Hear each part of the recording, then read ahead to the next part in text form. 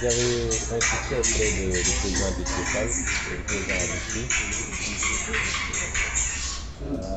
non pas parce que je ne veux pas que cette problématique soit abordée, mais parce que je voulais qu'on essaie de centrer cette conférence de presse sur les thématiques extrêmement importantes qui ont été retenues et qui nous permettaient de ramener le débat public sur l'essentiel. Je crois que Cheikh Tidiane vient de le dire, l'une des plus grandes spécialités du régime en place, c'est l'allumage de contre-feu. Et malheureusement, avec une tendance à emporter une partie de l'opinion et de la presse dans les débats secondaires au détriment de l'essentiel. Et moi, ce que je considère comme l'essentiel, c'est ce qui impacte réellement sur la vie des Sénégalais et des Sénégalaises qui souffrent comme jamais. Et l'objectif de cette conférence de presse, c'était pour les Askan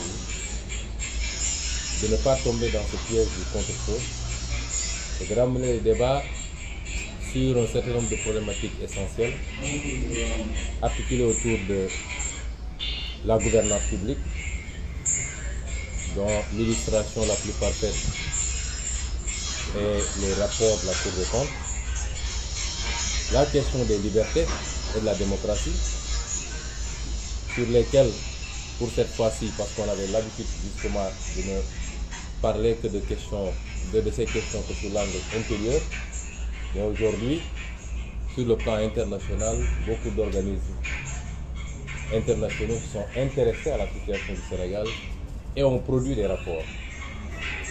Mais également les questions liées au processus électoral lui-même, mais qu'on avait décidé de reporter à une autre date, dans les jours à venir. Dans la répartition des temps de parole, il m'est revenu la charge de traiter ou de m'adresser à la communauté internationale. Vous remarquerez que depuis quelques jours, il y a eu Askan Wi s'adresse beaucoup à la communauté internationale. Parce que nous nous sommes rendus compte que nous avions plus ou moins délaissé cet espace extrêmement important. Nous savons tous que le régime de Macky Sall est totalement fini au Sénégal, à l'intérieur, au niveau des opinions, au niveau des électorats. Nous savons tous, et lui le sait mieux que tout le monde, qu'il est extrêmement minoritaire et minorisé dans le pays, nonobstant les pratiques de fraude massive qui lui permettent de réduire un peu, ou en tout cas de maquiller cette minorité qui est la sienne aujourd'hui au Sénégal. Et son terrain de prédiction aujourd'hui, c'est l'international, au niveau multilatéral comme au niveau bilatéral.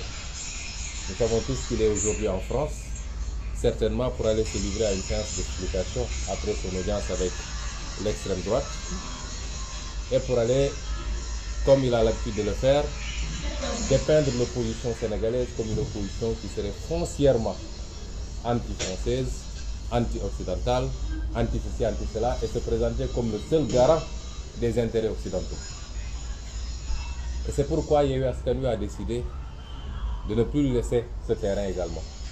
Parce que nous sommes dans un monde ouvert, personne ne peut s'enfermer sur lui-même, et aucun leader ici présent de Yewwi Askan Wi, dans son programme individuel, comme dans le programme global de Yewwi Askan Wi, il n'a jamais été question d'être contre qui que ce soit.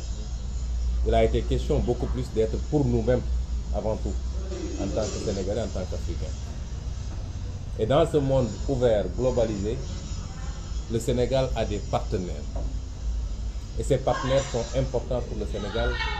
Et le Sénégal est important pour ses partenaires, pour des raisons peut-être différentes, mais il y a une importance mutuelle que les partenaires s'accordent.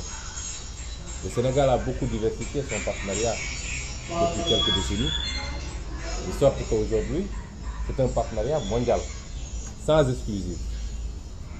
Et le Sénégal se trouve dans un contexte international extrêmement préoccupant, où la compétition entre ce qu'il est convenu d'appeler les grandes puissances va de plus en plus se jouer sur le terrain africain.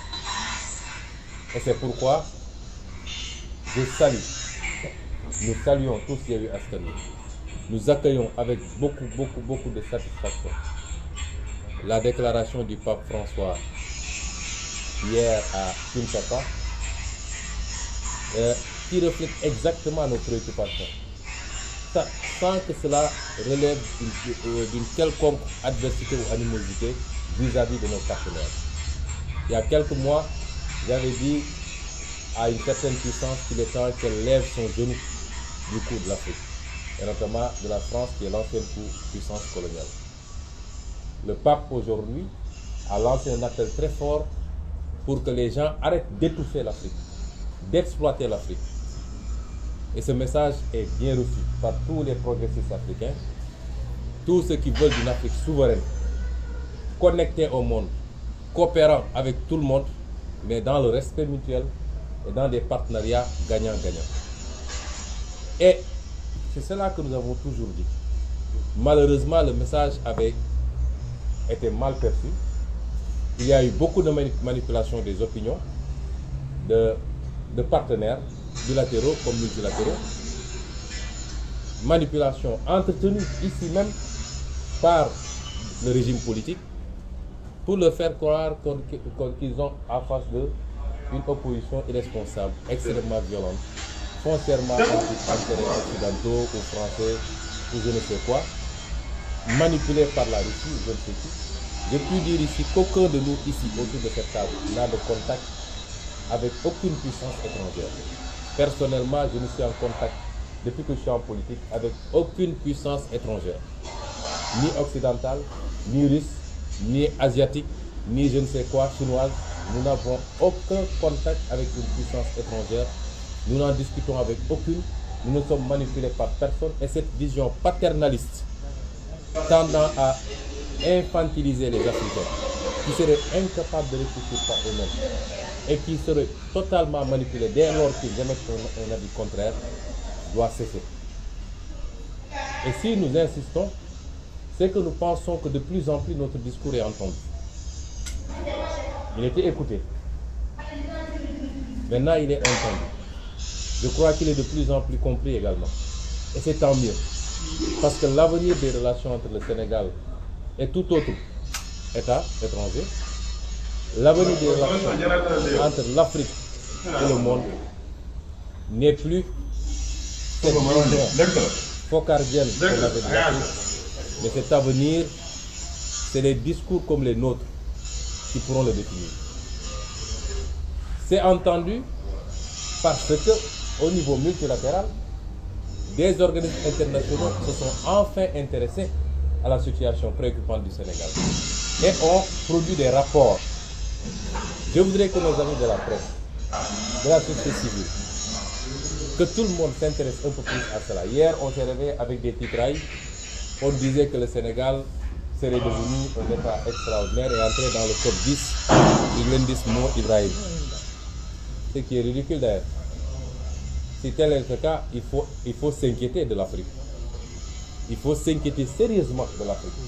Si aujourd'hui, un pays où en pleine pandémie de Covid, des autorités ont pu faire ce qu'ils ont fait avec le bien public, on dit que c'est un exemple en matière de gouvernance, il faut s'inquiéter de l'Afrique. Qu'est-ce qui se passe dans les autres pays de l'Afrique, finalement?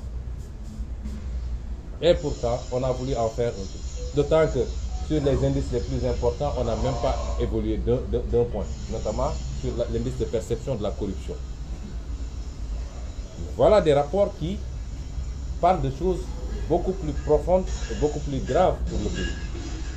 Et quand le rapporteur spécial sur les droits de réunion pacifique et la liberté d'association, parce qu'en réalité, ce que Déthié a lu, c'est le condensé de 3 organes. Il y a le rapporteur spécial sur les droits de réunion pacifique et la liberté d'association, le groupe de travail sur la détention arbitraire et le rapporteur spécial sur les exécutions extrajudiciaires, arbitraires et sommaires. Quand ces 3-là s'intéressent au cas du Sénégal, adresse une note à l'État du Sénégal sur un seul